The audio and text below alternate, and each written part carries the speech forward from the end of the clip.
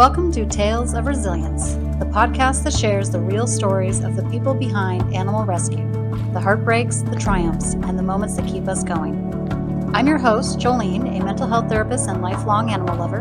This podcast is brought to you by ZodiPaws, a heart-led company celebrating the bond between people and their pets, and Animal Rescue Hub, our free nonprofit directory supporting rescue groups across the country.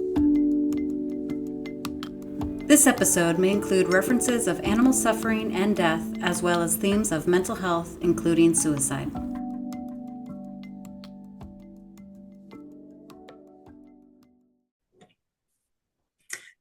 Hi, and welcome to Tales of Resilience. I'm your host, Jolene, and I am delighted to introduce you to our guest today. Gloria Stewart is a 13-year volunteer veteran with CHEW Dog Rescue. CHEW is an acronym that stands for Canine Health, Education, and Welfare. They are an all-volunteer organization that is dedicated to dog rescue. And Gloria began her journey in the start of her retirement, and she has been hooked since. Welcome, Gloria, to the podcast, and thank you for being a part of this conversation about resilience in the animal welfare space. Appreciate you being here. Thank you so much for inviting me. It's always good to get the word out of what's needed in the dog rescue world. Absolutely. Yeah, I'm excited to be a part of it. So I know that you are a dedicated volunteer and foster for CHEW Dog Rescue. Can you let our listeners know a bit more about CHEW and also maybe share a bit about your own journey with animals and how you ultimately got to where you are today? I'd love to. CHEW Dog Rescue was organized back in 2012. They were actually advocating for a dog park. And once the dog park was in place, all of these great dog-minded women were together and they said, what else can we do in the dog to help dogs? So they decided to form CHEW Dog Rescue. We work with shelters, overcrowded shelters. We work with our community. Those are the two streams where we get our dogs. We are totally foster home based. We do not own any buildings. We are an all volunteer staff. Everyone donates their time and talents. Any money raised all goes back to the dogs. None of us draw a salary. Yeah. All of our supplies for our fosters to be successful are all donations. Mm. So we have a great working relationship with our local community, with the local dog businesses in our community, with other rescues. So there's a great, it takes a village to save a dog, and that could not be truer, especially in today's dog rescue climate, which has been greatly changed since COVID. And quite a few additional challenges, but it truly takes an entire village to save a dog, and we're lucky we've got a great network in place. Yeah, that's amazing. And you are in the Gig Harbor area, if I'm remembering correctly? We are in the Gig Harbor area, though CHEW Dog Rescue, we service the entire state of Washington. We also have adopted dogs in Oregon. We out to Oregon, to California, to Canada. So we service a very large area. Yeah, you do. Wow. We do. Good job. That's amazing. How big is your team? You know, it varies, of course. Team right now, probably 25 individuals. Come and go. We deal a little bit with, we're always competing with grandchildren, vacations, jobs, moving locations. It's always a little bit. So probably about 25 come and go. We lose a couple, we gain a couple more, but roughly about that number. Very nice. Great. It's a lot of work for a mighty few. We are tiny but mighty. Mhm. Exactly, exactly. Well, that's great. So, yeah, tell me a little bit about your story, Gloria. How did you get where you are right now? You know, I had just retired. I mean, I retired on Friday, went into a grocery store on Monday, and I ran into the current president of Chew Dog Rescue. She goes, she was my customer. I go, hi, how you doing? She says, hi, how are you doing? I said, I just retired. She says, great. We need fosters. I'll get you a dog by Friday. I go, hold on. What does this entail? And she told me, and I said yes. And I had my very first foster dog a couple days later. And as you have said, I have been hooked ever since. I specialize because I seem to, it's my little niche. I take in the pregnant moms Hmm. or the orphaned puppies or the newborn pups. So that is what I really have focused on. And I have been doing that for 13 years. I have successfully fostered 51 litters Wow. um, of all different sizes. I had a litter of chocolate lab Rottweilers. Um, I've had little Chihuahua mixes. We never know. We never know what the dogs are made out of. It's always, I love the question, well, what kind of a dog is it? And I go, well, what kind of a dog does it look like to you? Because we really don't know. So many of these dogs, some of the dogs that come from the community, the owners, for whatever reason, have contacted us saying that they need help in rehoming their dogs. We have a fairly good idea the breed of those dogs. With the shelters that we work with, it's kind of a Heinz 57 because the dog can absolutely look like one breed when you look at it. And we always encourage our adopters to do the DNA if they would so be inclined and to share it with us. And a little dog that absolutely looks like the Benji Terrier from Walt Disney movies doesn't have any terrier in them. They're like a poodle, Chihuahua, Dachshund, um, Sheltie. They're just not, they're just not what you think they are. But it's always fun to see the DNA results and see what these dogs are really made out of. Oh, that's so true. I had my first dog that I got as an adult. She looked like a mix between, yeah, a dash hound, like a long haired dash hound and a corgi. That's kind of what she looked like. And my mother-in-law, we had two dogs, and my mother-in-law got us DNA tests for these dogs because we were like, yeah, might as well find out. And then my dog was none of that. She was not a corgi. She was not a dash hound. In fact, she had more in common with her Australian Shepherd, German Shepherd, Border Collie than any of those other dogs. It was fascinating. So fascinating.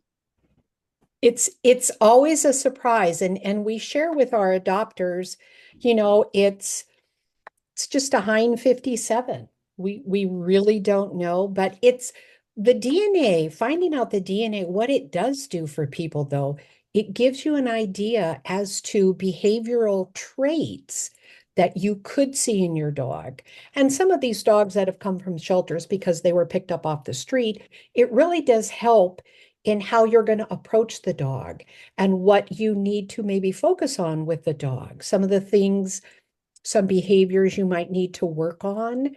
Um, and it just gives you a little bit more information. Yeah, Yeah, they serve a great purpose. absolutely. Yeah. So you got into this post-retirement, but did you grow up with dogs? Were animals a part of your life? Oh, good Lord, yes. I always had a dog. For the last 25 years, I always had two Malamutes. I always had a male and a female, and I would go to the shelter and I would adopt them. So my last couple of dogs have all been rescue dogs. I have gotten them from the local Humane Society. So I've always grown up with dogs. I always knew when I was very young, probably about 12, that I was always going to help dogs. I just knew I was going to do that. I didn't know when, and I knew at 12 years old it wasn't time in my life. Mhm. I knew that there would be a time in my life when that would happen. And boom, as soon as I retired, it has been my second career because it truly is a career. Dog rescue, it's like a flowing river. It never Mhm. stops. It Yeah. never stops.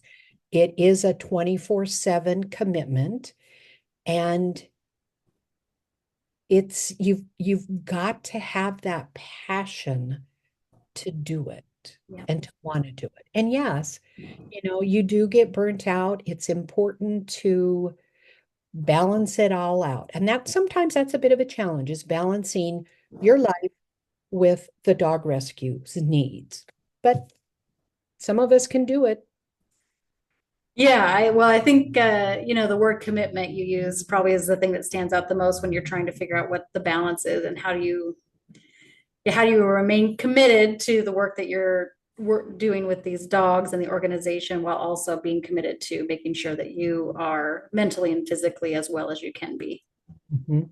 Yeah. And the payoff or the reward with any dog rescue, True Dog Rescue keeps in contact with our adopters. We have a couple of events. Our Facebook page is very active, but we post, especially for the holidays, send us the photos of your adopted chew dog in whatever your Christmas attire, Halloween, or beach day. So we have a real good glimpse into the lives that our adopted dogs are living, the great lives that we gave them all a second chance at a better life, and we get to see the results. And we have made some great friendships with the Mm. adopters of our dogs, and they send us photos all the time. So it's great. We get that positive feedback, and it warms the heart and it feeds our soul. And I think that's what it is that keeps so many of us going. It's that these people will write us these little notes and send us pictures. This dog has brought so much joy into my life. I'm so glad that I got to adopt it. Here we are camping. Here we are in the motorhome, whatever. But it's the positive feedback Yeah. that helps us continue and to go on. Yeah, you get validation that you are making a difference. Absolutely. Yeah. Yeah. If there's a misconception that you feel like people have about whether it's just dog rescue or even just Chew as an organization, if there's something that you wish people could know or understand better, is there anything you'd want them to know? There is, when you say the word dog rescue, if you ask general public, what does that mean to them? The I don't feel the general public has a good basic understanding what dog rescue truly is. Mm. Um, we, because we're foster home based, we have to have an individual who has opened up their heart and their home and are going to take in this stray dog, care for it as their very own until it is adopted. The general public, I don't think they grasp that.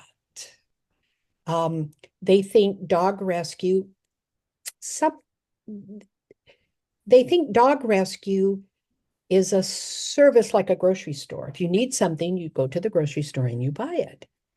If you want to rehome your dog, you call up a rescue. They come that day and pick up your dog, and it's out of your life. They don't understand that it doesn't exactly work that way.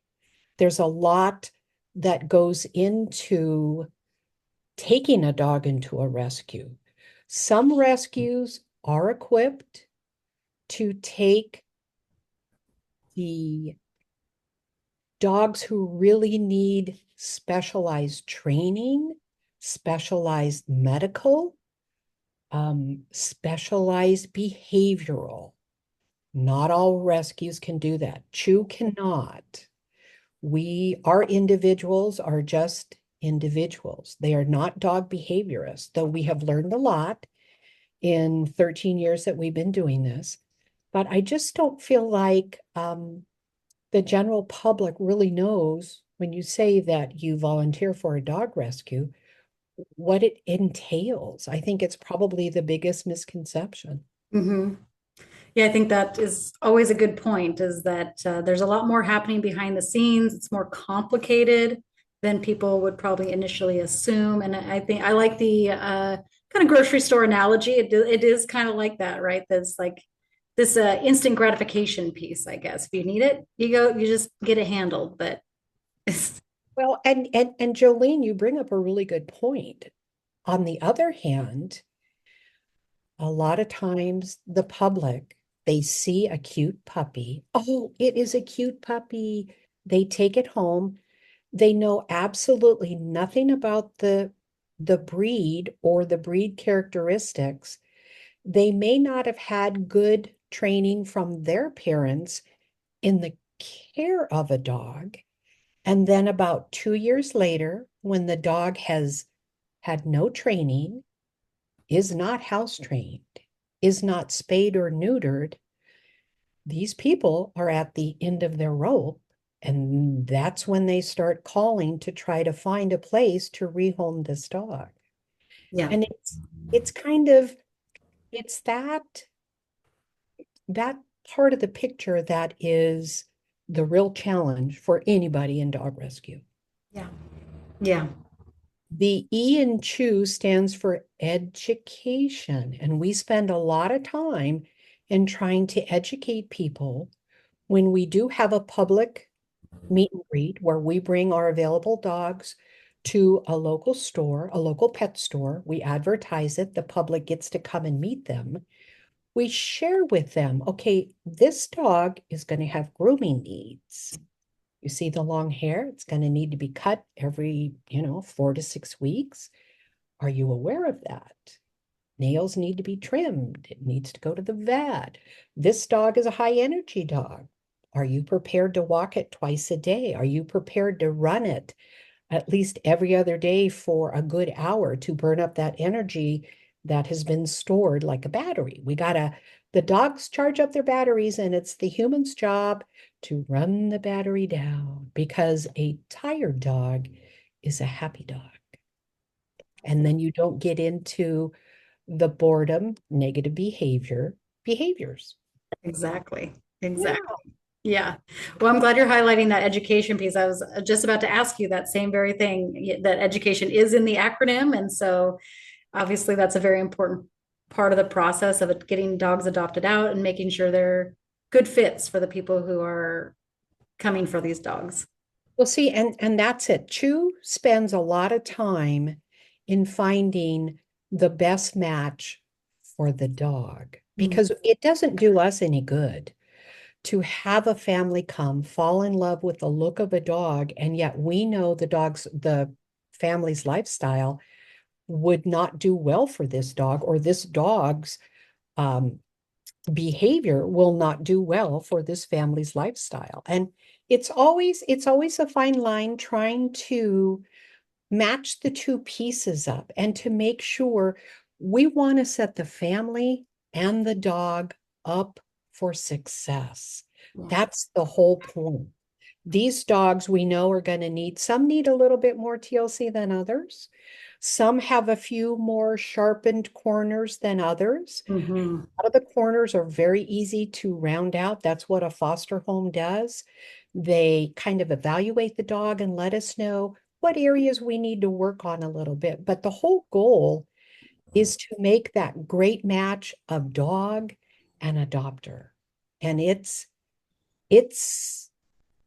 a great insight into people, and sharing with people. Adopting this dog will involve this. Are you prepared? Some are and some are not. Absolutely. Yeah. Yeah. Yeah. I can definitely deeply appreciate those efforts that go into that. So, in that same breath, then, can you paint me a picture of what life looks like day to day or week to week for you, for other members of CHEW? What's it like to be a part of dog rescue? Well, every day is a new day. Every day has new experiences. We when I have a foster dog in my home, I can probably give you a example of me. So if I have a mom and pups, it's attending to the mom and pups, making sure the they're getting the attention and the guidance that they need, exposing a foster's job is to expose the dog to as many different real life home situations as we possibly can. We have a couple of dog savvy cats. So we try to test our dogs with cats because sometimes we don't know if they do, how Yep. they'll be around a cat. A lot of people have cats and are looking to add a dog. So we do our best. We also test them around children. A lot of the rescue dogs we have as a guidance, we recommend children 10 years and above. Uh, there's exceptions to all the ages. It depends on the child and what knowledge that they have. But so many of the rescue dogs have not been treated kindly by children before they come into our rescue. So we can't take a chance. We Yeah. don't want to take a chance. No. So we do recommend, but we have some kids that we use, that we practice. We have them walk the dog, have the dog be around them so we can kind of just get a gauge. A foster will take their foster dog in their car. We've got a couple exercises where we need to find out if the dog has ever been in a car. Does the dog get car sick in the car? One of my favorite little exercises is you put the dog in the car. I drive to a local gas station, which is like 3 minutes from my house. I go into the little store there and I hide behind the window and I peek just to see how does the dog behave Yeah. when it's all by itself in my car. And so the rescue dogs need to know their person's going to come back. There's always that fear. I've already been abandoned once. That's right. I was picked up off the street. Is this person going to come back? And that's also one of the exercises we use for separation anxiety. You just increase the time away by 5 minutes here, 10 minutes there, 15 minutes. You just increase it very slowly so the dog gets the understanding that you're going to come back.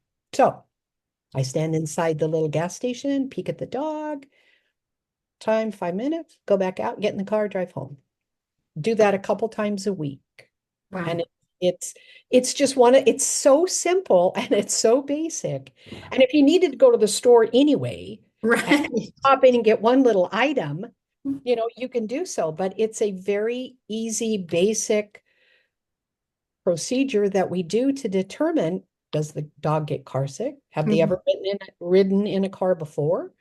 And how are they going to react? Should somebody walk by the car? That's why gas Mhm. stations are perfect. Totally. And pull over and not be in the lane to get gas and watch if a person walks by, how does the dog react? Yeah. So it's just part of our evaluation. So uh, day in the life of a foster and chew is basically evaluating your foster dog, finding out what they do know, finding out what they don't know, and then work on what we can to get them ready to have that great second chance in a forever home. It's such a great illustration of the value of fostering. Absolutely. Yeah. Because you can make a huge difference in a dog's life. And it's simple stuff. I mean, it really is simple. Go walking to the mailbox, leaving the dog in the house, walking around the house the next time and coming back. It doesn't take rocket science. You don't have to really go to a class on how to be a foster, but you need to have a good idea and be a little intuitive as to what the dog's needs are and to read their body language. Oh, absolutely. Yeah, absolutely. When, I mean, as a foster, you get to like you were sharing earlier, see the evolution of these dogs come from maybe a really scared or traumatized place, or just kind of just maybe even a more shut down place, and to be able to see them grow, to see them uh, being healthy and then thriving in their second chance home. So animals obviously teach us a lot about resilience. Um, how would you define resilience if you had to give it a definition? Ooh, that's a bit of a tough one. Resilience is the ability to take what every day gives you and put it in the correct place it needs to be in your life. Some things are going to stick with you. Some of the negative things, they stick with you a little bit longer, but you have to look past that. You have to look at the end goal. The end goal is to make this dog's life better, Hmm. whatever it takes. A lot of times, my mama dog, Ricky Lee, and her lovables, we had 6 pups. They've all been adopted. So I am taking a break from dogs. I have no foster dog in my home at this time. I'm not going to get one probably till the end of September.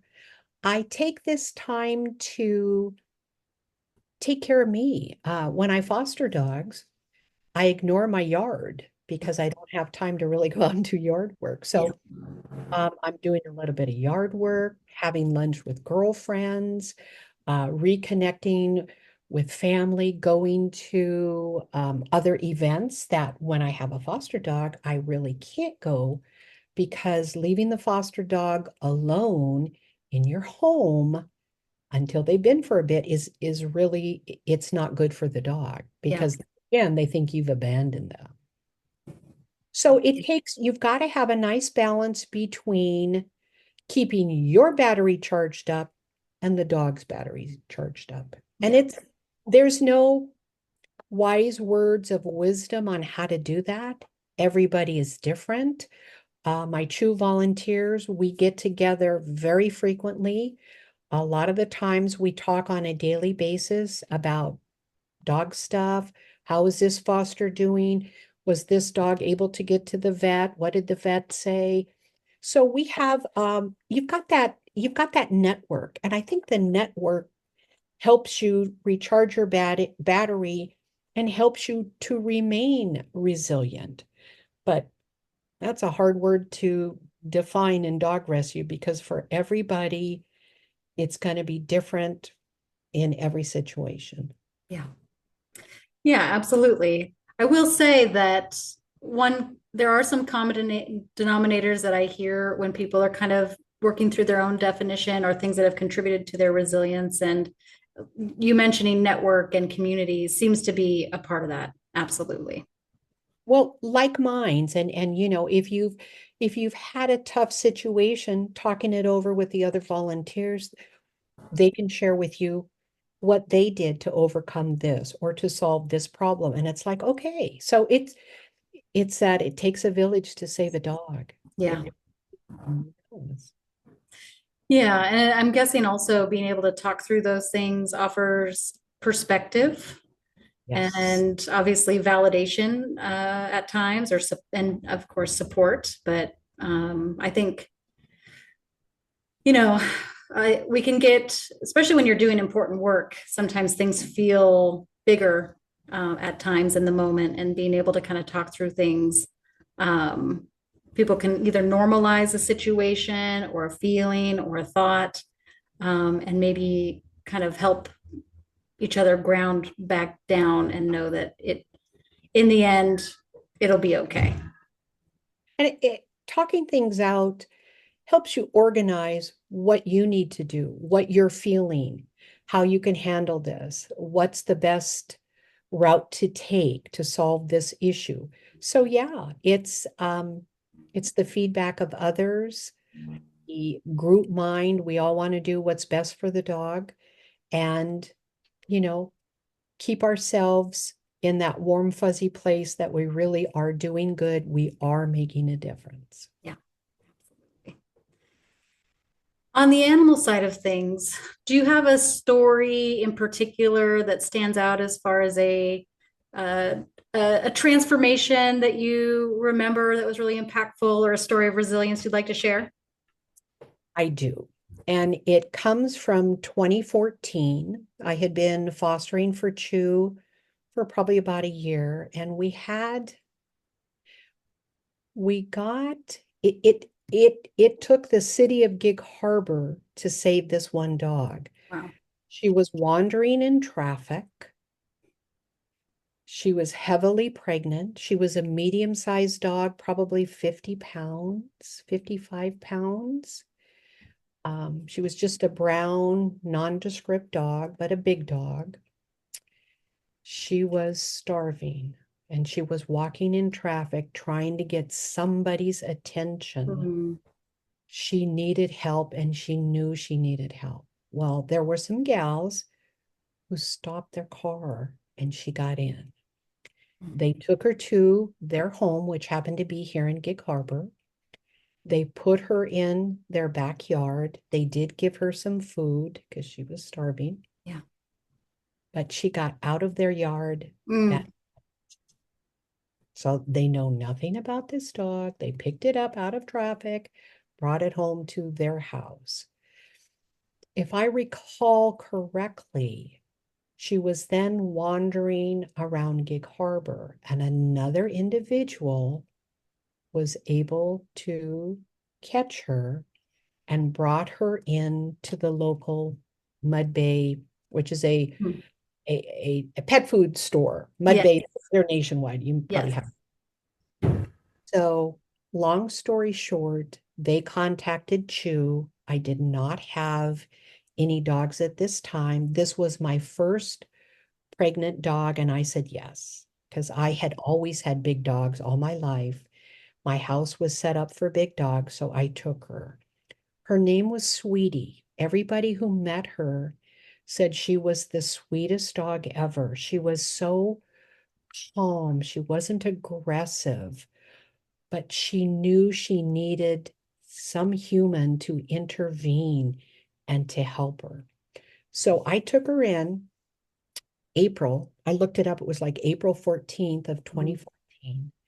We spent the first week of her life with me pretty much at the vet. She was dehydrated. She was emaciated. We had to feed her small meals. She had horrible diarrhea. She was not the healthiest pregnant dog, and we did not know exactly how pregnant she was. right. A pregnant dog, any and everything they take in goes to the pups. Mom gets nothing. Mom had nothing. So after a week at the vet, started to see a little improvement. Sweetie was so thin, I had to put a dog coat on her because it was painful. It was so Mm, painful to see this dog. I won't go into detail, but trust me. So I put a coat on her so I could deal with her. She was the gentlest, sweetest thing. And then on April 24th, she delivered 9 healthy puppies, wow. which surprised the pudding out of us. A great whelping pen are those plastic kiddie pools. You fill it full of blankets. They're just high enough to keep the pups in, low enough to let mom get out. It was great. So that began the journey of Sweetie and I. So hand raised all 9 of her pups. They had the best training. I had a neighbor who would come over every day. He taught all the pups, these were large breed dogs, Mhm. taught them all how to sit, some real basic commands. We took these pups, this was my first litter, so I kind of read all the things you're supposed to do. It's called the rule of 7. Mm, Have the dog walk on 7 different types of surfaces: grass, cement, rocks, beauty bark, asphalt. Have them eat out of 7 different kinds of dishes: plastic, ceramic, stainless steel, blah, blah, blah. Have them, it was everything in the rule of 7. So here I am, if you can picture this, going across the yard with 9 little puppies following me because I have mama on the leash and they'll follow mama. So we were going over to my neighbor because she had bricks in her backyard. So we were teaching the puppies how to walk on inlaid bricks, which my neighbors loved in Yeah, oh, I bet. my neighborhood. So all of the puppies, when they were age appropriate, they all got adopted. They got adopted to great families who knew these were going to be large breed dogs and Yeah. were prepared to exercise them and care for them. Sweetie, her journey, we didn't know how old she was, by the way. We took her to the vet, and once a dog is over the age of 1, the vets look at the dog's teeth to give them an idea, but kind of between, say, 2 and 5, it's hard to know where in that age category this dog really lies. Mm, So we didn't really know how old Sweetie was. We were guessing. We figured she's less than 5 years. She's over 1 year, but we really don't know in between. So pups are adopted. So then we work on the mom, got Sweetie spayed, started to take her for walks. She always walked well on the leash. Took her in the car. She was used to going in the car with all the trips to the vet. And we were out walking and she tore her ACL. oh, I know. And at that point in her journey, she had met her forever family. And we had had a meet and greet. I took Sweetie for a walk. She was out walking. Boom, she tore the ACL. So we took her to the vet, cold laser surgery, um, did all the things we could outside of not having surgery. And then it was recommended, since those things didn't work, that she really have surgery. So had to call the people who absolutely fell in love with Sweetie and wanted her. And I'll never forget what Janet said. I said, Janet, I need to, Sweetie went to the vet because, she was limping a little bit, and we've got the results of her x-ray. And Janet started sobbing. She says, you're going to tell me I can't have her. I said, oh gosh, no. I'm calling to tell you that we're going to get her surgery and then we'll let you guys adopt her. She says, no, we'll do the surgery. We want to adopt her now. I said, are you sure? She said, absolutely. So we, Chew paid for the surgery, but we let Sweetie get adopted into her forever home. This couple lived in a 2-story house. Her husband, David, the best dog dad I've ever met so far, took a mattress off his bed and put it on the floor downstairs because um, dogs can't do stairs with that ACL surgery, no because way. it's the kneecap. It's the Yeah. kneecap that doesn't work. It doesn't work. You can't bend it. It's got to be straight. You have to hold the back end of the dog up and you carry her and you do all this. Oh, yeah. Dave, they sent me photos. They sent me photos. Dave sleeping on the mattress on the family room floor with Sweetie because he did not want her to go upstairs. Anyway, they nursed her back to health. It took a little bit. She healed up very well. She was the love of their life. She lived the best life ever with these guys. They No. took her everywhere.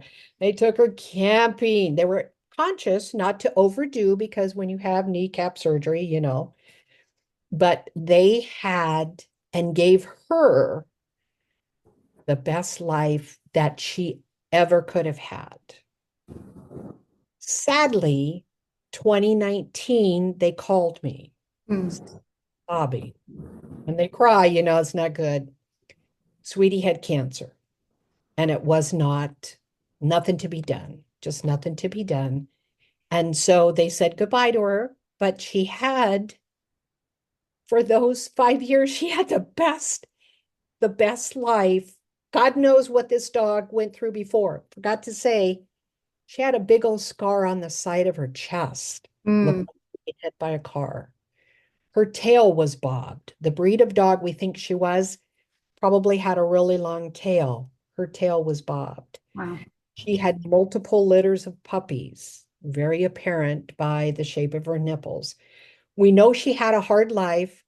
We don't know what it was, but we know for 5 years she was the queen and she got to do any and everything a dog could possibly want. They took her to the ocean. They were always sending me photos. Here's sweetie running down the ocean, playing in the waves. She had the bestest life. And her story can be so typical of dog rescue. And it really stuck with me because she was my first pregnant mom, Yeah. my first litter of pups. I learned a lot. I had a great teacher. And from that experience, I kind of decided this is what I want to do. Now, it's not all reward. In litters of pups, as we all know, there's heartbreak. My heartbreak out of 51 litters, very few and very far between. I've been Mm, very, very lucky because we don't know. We don't know the health of the moms when we get them in. right. We don't know the breed that these pups are going to be a mix of. We just know nothing. And so it really is, it's kind of a crapshoot. And we have had really good luck.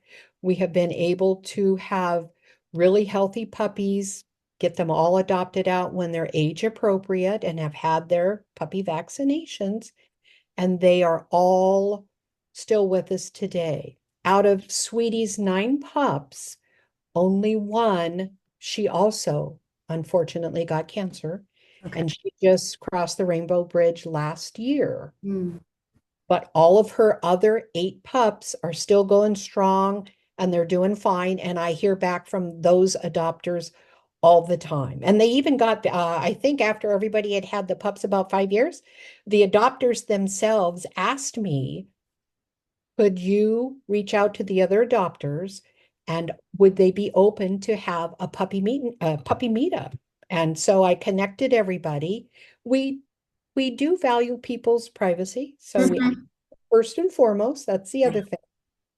And those who agreed all met up. Of course, after 5 years, the dogs do not recognize these other dogs. They have no clue that they were siblings, but it was great for the adopters to see what these other dogs look like. They got to see them all as pups, but now that they're all grown up, they got to see what they look like. And it's kind of cool. It's fun. They all had a good time. They only did it once, and Mhm. once only because the point is one of the fallacies in the dog world is that um the puppies want to see each other. They're going to Right.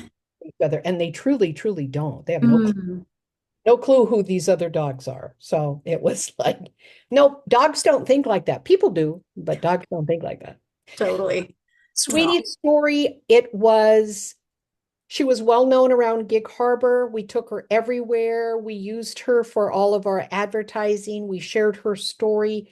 It's just so typical, but she desperately needed a human to intervene. And thank goodness for those first initial gals who opened up their car door to get this poor starving dog Yeah. out of traffic and took her to their house. They didn't think about securing her a little bit more, but she was 2 weeks later, 10 days later, she had those pups. So she was getting ready. She was nesting, trying to find a safe place, but also trying to, she was not in the best of health. Yeah. Yeah. Well, thank you for sharing that story of Sweetie. I mean, it's so impactful, like you're saying about the work that you are capable of doing, that the community is capable of doing. Jolene, I forgot. Can I show a real quick picture? Oh, please. It's not going to be the best quality, but I want you guys to see, just to see. Here are her 9 puppies. And as you can see, they're just, kind of nondescript. Yeah. We 3 black ones, and we had 6 tan, and there's the pups. I gave them all really great names, which I don't recall what they were at this point. That was a really long time ago. But here's a picture of Sweetie, just a brown dog, Oh, yeah. a common brown dog, but she had those root beer eyes that had seen a lot of life, maybe a lot of hardship, but she was the sweetest, gentlest, most loving, caring dog to come out of whatever her previous circumstances were, which in dog rescue, you don't often see that because the dog is colored by their previous experiences and what has happened to them before. So it's always a blessing when when their resilience shines through because they have to be. They've gone through so much. They have to hope there is going to be a human out there who's really going to help them. Yeah, So I think that that's sometimes the thing I think that just stands out the most. I mean, because there's certainly a lot of comparisons of like human resilience and animal resilience, and like, humans and animals can go through traumatic things, and certainly it's true that some fare better out of traumatic or hard things than others. But humans have this different cognitive capability, right? It's just different. Where dogs, obviously, they don't know a lot of things about this human world, but they're willing to let a human take them and intervene. yeah, yeah. The trust. And many dogs in rescue, we do see a lot of shy dogs. Hmm. We find that they haven't had enough socialization or human interaction. It is really important within the first couple weeks that dogs need to be handled very gently. They need to be petted. They need to be talked to. They need to be shown this is what we do. This is how we do this. This is the door we go out to go to the bathroom, and we go out there to do it. And dogs just want guidance. They want to know what their humans want because they want to please their humans and they want to be with their humans. And what we saw, if I could touch on briefly, COVID changed the dog rescue dynamics positively and negatively. Positively, clear the shelter. Everybody was home with COVID. So the shelter's got this great idea. People are home. They have the time to devote to the dog. Let's clear the shelters. And they did. A lot of dog shelters totally emptied out. All of these dogs found these great homes with people who were home to pay attention to them. Well, 2024 came and we knew this was going to happen. People are starting to go back to work. The kids are more involved in sports and extracurricular activities. And there's no time for this dog. A lot of the dogs are medium to large, because that's what the shelter had when COVID hit. They haven't necessarily been given the one-on-one training that they needed. They were in a family setting, had a loving family, but now the loving family dynamics has changed. People are leaving the home. The kids are at school. The dog is left alone for hours and hours by itself, and it's lonely and it's turning to undesirable behavior.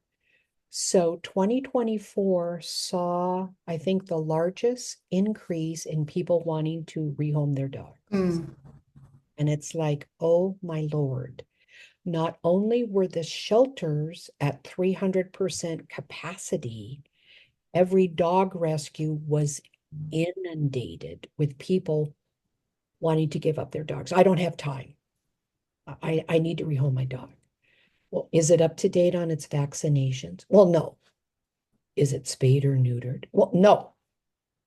And it's like, is it socialized? Does it get along with other dogs? Does it get along with cats? Does it walk well on a leash? What's the situation? And so it was 2024 was a very, very difficult year. Chew Dog Rescue, we asked that question on our adoption application. What is your day going to look like when you go back to work? Mm-hmm. That was a question I think that was missing from the shelters. And so 2024 was a really tough year in dog rescue. We're starting to see it. I can't say we're really getting ahead of it. 2025, a lot of spillover. And that's why the E for education is to let people know this dog needs to match your current lifestyle. But if your lifestyle changes, let's talk about ever so briefly, and let's explore how that might look. Now, people retiring, that changes their lifestyle. They want to go, go, go, do, do, do. Are you going to take your dog with you? Because your dog wants to go and be with you. And, they have to kind of think about that. Mm-hmm. Another aspect, our society is aging. And we have to ask some hard questions. Should you be unable to care for your dog in the future, do you have a plan B in place? Who's going to take care of your dog if you can't? Yeah. So that is a question that we now ask because it is an issue with so many people going into healthcare facilities. Mm-hmm. Some do allow the small dogs, but if you're going into a memory care facility, you don't remember that you had a dog. That's right. So, oh darn it. I think her name was Peanut. I Mm. got a little black poodle. I got a call from the local assisted living place and they said, "Hey, Gloria, you need to come and get this dog." Or this gentleman, he loves her to death. Libby, sorry, little black miniature poodle named Libby. Okay. But he can't remember he has her and he's not letting her out. So Mm. you need to come. So it happened to be down the street from my house. So of course I did. I got in my car, I went over, I talked to the administrator who had talked to the gentleman. One of his lucid moments, he was totally fine. He wanted his little Libby she was only like 9. Poodles Okay. live 20 easy, especially the small one. She was only 9. So I took her. He was okay. He signed the required documentation, and she was my foster for a very short period of time. Took Libby to one of our meet and greet events where the public gets to come and meet her. And this lady walked up. Her name was Linda. And she was telling us all about her golden retriever, Murphy, who just crossed the Rainbow Bridge. And she was thinking that she would like to get another big dog. And I'll never forget Libby. She goes up to this woman, puts her little paws on this gal's kneecap. The woman instinctually, she's still talking about Murphy, the golden retriever, put her hand down, scooped up Lib, was holding Libby, talking about the golden retriever Murphy and all the things they did. And I said, and little Libby had melted into her chest. You couldn't tell the woman's chest from the dog. She was just there. I said, "Hey, Linda, have you ever thought about adopting perhaps a smaller dog?"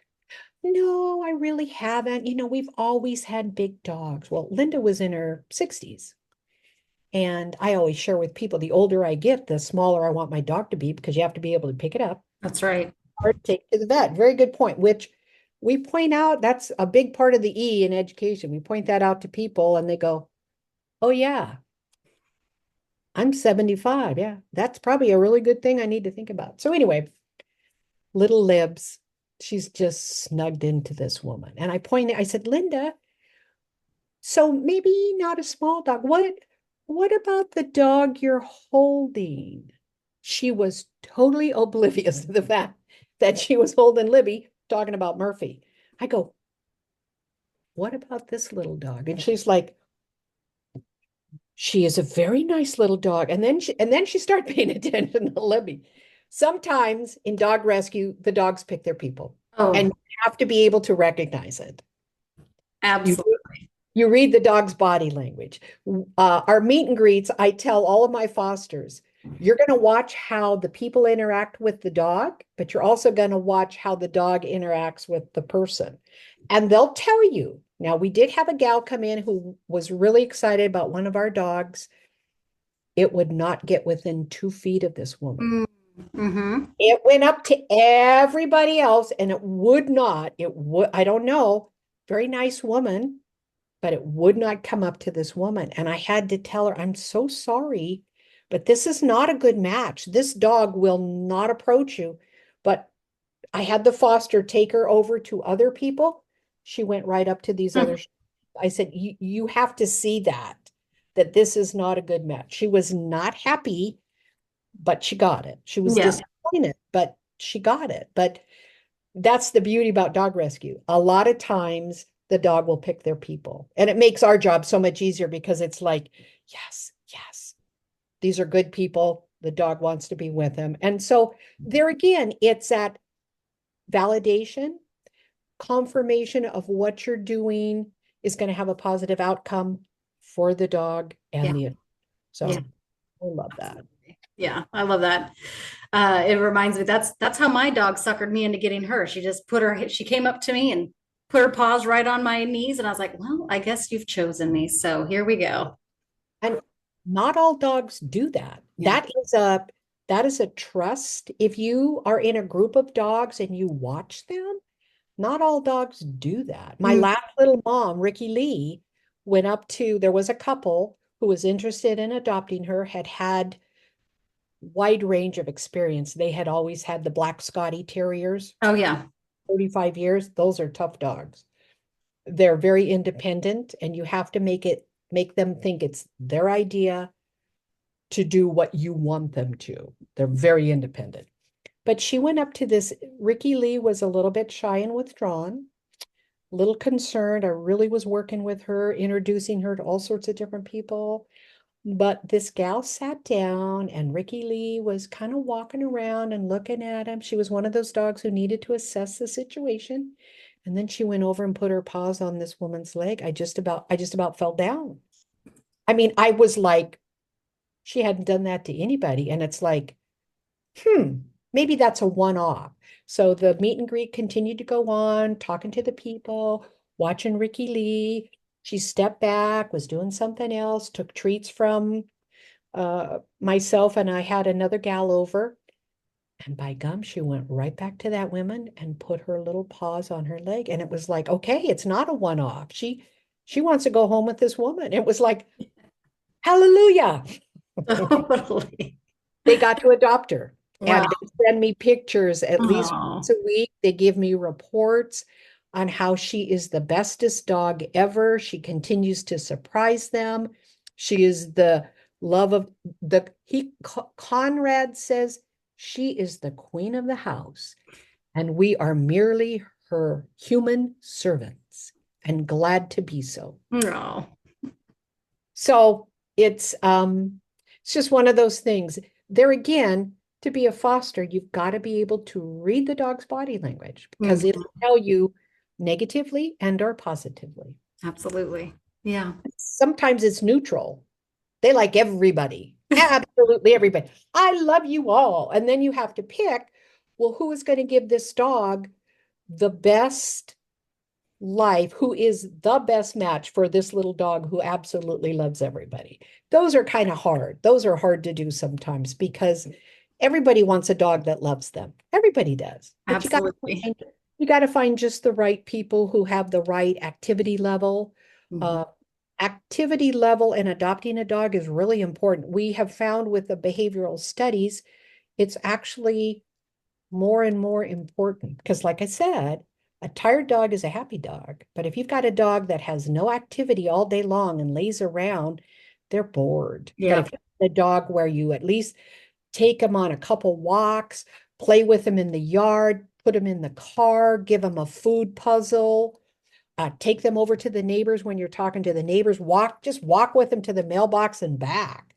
Just something it recharges the dog's battery. Yeah, It makes them happy and it makes you happy. So it's a win-win. absolutely. Yeah. Well, I love all the uplifting stories, the success stories, and the regular contact you have with these adopters. It's really awesome. Um, on the other hand, when things aren't so pleasant, or when you feel your own kind of limits starting to set in, like how do you know for yourself when you've kind of reached a limit for yourself? Like how do you know when you really do need to recharge? Like what are some signs that kind of come up? That's I have been doing this for 13 years.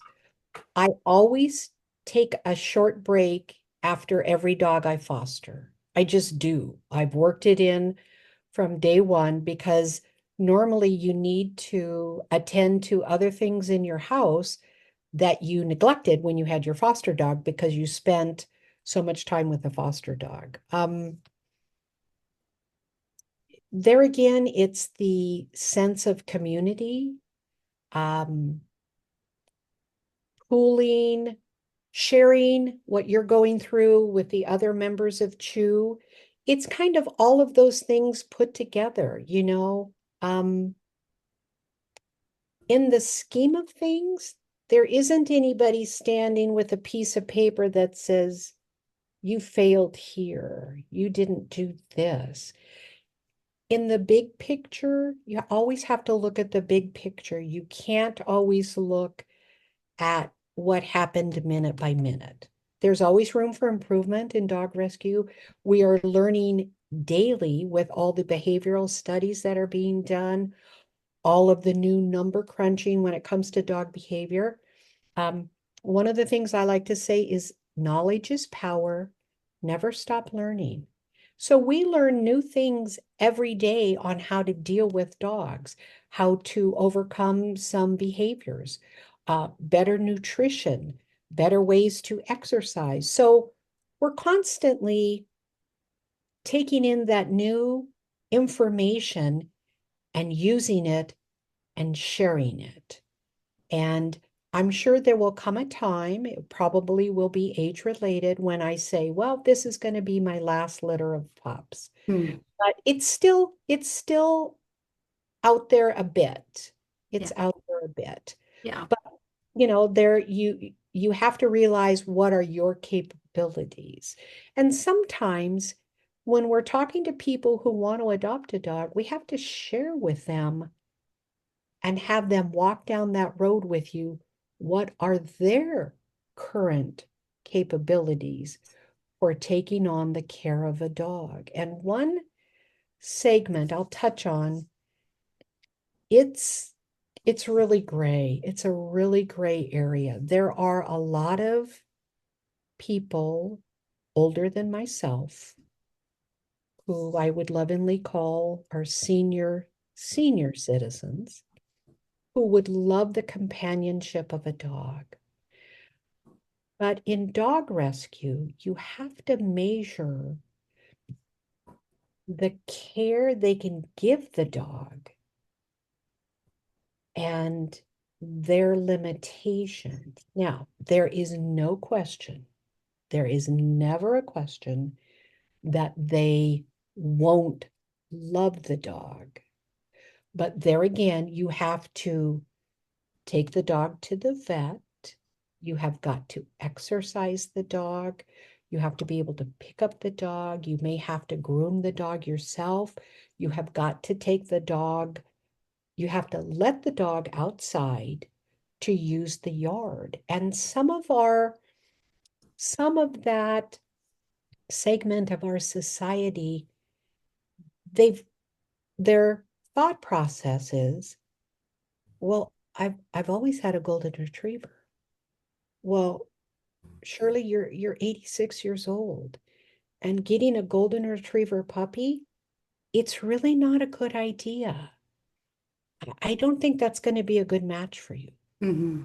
But I've always had golden retrievers. I know, but let's talk about that a little bit. So there's a lot of time spent. We recognize that there are some people who are lonely and they just want an animal to love, Yeah. but not necessarily. You got to get the right dog match. There are dog matches. Maybe a 10-year-old small dog is better for a person as opposed to a golden retriever puppy. And I don't think the public, that's another segment, the public doesn't understand that. They just see, oh, my elderly neighbor wanted to get a dog and the dog rescue said no. And so then we're the bad guys. But yet we're trying to look out for the dog, but also the person. We don't want to adopt a dog to uh, a senior person and have them trip on the dog and break their hip and end up in the hospital and it shortens their life. I mean, that is not a win-win. We don't want to go down that road, but it is that tough area that we're really dealing with. It's a gray area. You're not going to make everybody happy, but we have to share with our prospective adopters. You have to look at things just a little differently. Yeah, your last dog who lived to be 15 years ago, you were younger. You could touch your toes, put Hmm. your Hmm. shoes on. You weren't walking with a walker or a cane. Now you are. So we have to try to find a dog for your now time. Yeah. And it's hard. It's very, very hard. And like I said, the public, they are the first ones to criticize all dog rescues when they say no to an elderly person. And it's hard. But you just have to think there again, you got to think of the bigger picture. I always think if this is my mom, I Right. don't want mom to trip over a dog. So Yeah. it's a toughie. Those are some of the challenges of dog rescue. I mean, they're not necessarily negatives. They're just, this is the climate that we are in now. There's a large Mhm. contingency of people who would love to have a dog, but we have to kind of reset their mindset just a tiny bit. Yeah, it's like you said earlier, dog rescue's a flowing river, right? It's just going to keep going, but what you're trying to do in the grand scheme of things is slow the river a bit, right? By if you get the right matches or you pair people up in age specific or ability specific, then maybe a dog won't wind back up in the river or so to speak. That You hit the word, Jolene, abilities, age abilities. And Mhm. we don't, um, dog rescues don't. They try very hard, and I speak generally, but there isn't necessarily, if you're this age, absolutely, you cannot have a dog. They don't operate that way. Mhm. Do we look at the age and we look at mobility, flexibility. I don't think cognitivity is a word, but are they able to remember that they have a dog? We have to look at all those things Yeah. because we don't want to have other family members come back and say, well, why did you adopt this dog to my mom? Yeah. Well, in the counseling world, I guess I would kind of couch this as like boundaries, right? It's not everyone likes to have a boundary set, and sometimes it's hard to verbalize the boundaries, but in my opinion, boundaries are acts of care and concern and love, right? Like I'm actually putting this boundary because I care about the dog and because I care about you, and this is just how it is. And yeah, sometimes it makes you the bad guy in someone's eyes, but so obviously that's not the intention, but we have to be allowed to have certain boundaries and know that it's coming from a good place. Mhm. And it is hard. That's the gray area. We work on that whenever we have our meet and greets. We see a lot of people in that certain age category who bring their grandson or whoever who has to help them walk in Yeah. and they want to adopt a youngish dog. And it's just not a good match. And we do a lot of counseling. That's what I'm hearing.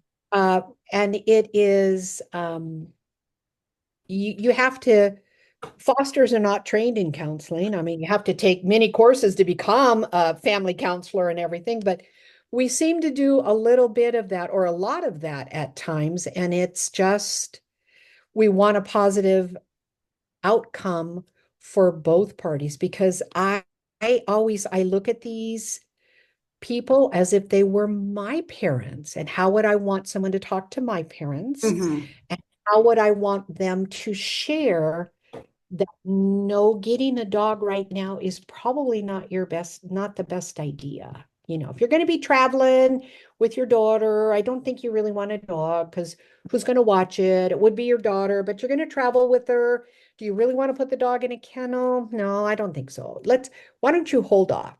So you're right. There's a lot of counseling in dog rescue that you wouldn't think it would be. All of your skills, if you worked in the corporate world, or you worked in customer service, trust me, you fine hone those skills. Hmm. Absolutely. Yeah. A funny little tidbit, I spend a lot of time with our fosters, and one of the things I tell new fosters is now that you're a foster for Chew, you're going to have some accreditation. You will earn your master's degree in dog poopology. And they look at me and I go, you're going to be picking it up out of the yard every day. And trust me, it can tell you all sorts of things. And then I share with them what it can tell and when the dog needs to go to the vet. And they never thought of it that way, but there you go. True. It's very true.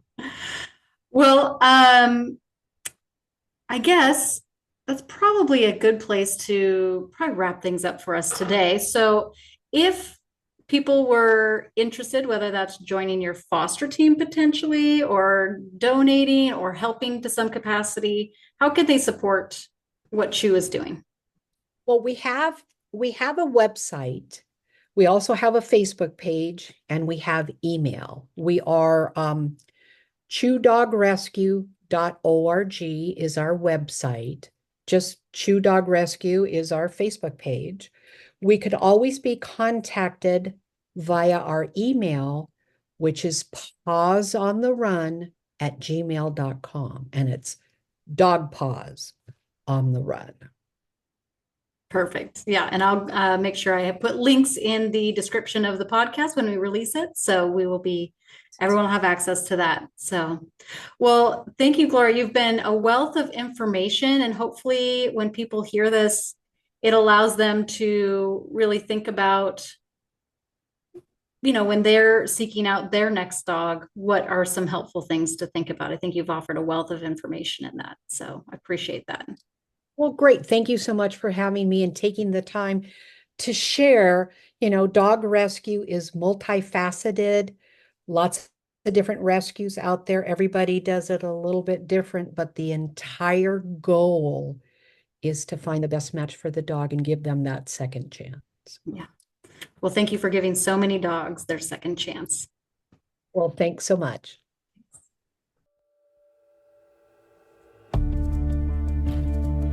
Thank you again to Gloria Stewart from Chew Dog Rescue for sharing her story. If you were moved by this episode, please share it with a friend, follow us, and like and subscribe. And until next time, may we all find our own tale of resilience.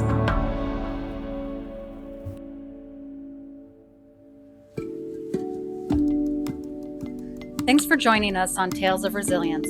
If today's story moved you, reminded you of your own path, or gave you something to think about, please consider sharing this episode with someone else who cares. You can follow us on Instagram at zodi.paws and animal.rescuehub to stay connected, or visit zodipaws.com or animalrescuehub.org to learn more about both of these organizations. And you can also email us directly at info@animalrescuehub.org. And if you or someone you know has a story worth sharing, we'd love to hear from you. Until next time, be kind to yourself and never underestimate the power of a tail and a little resilience.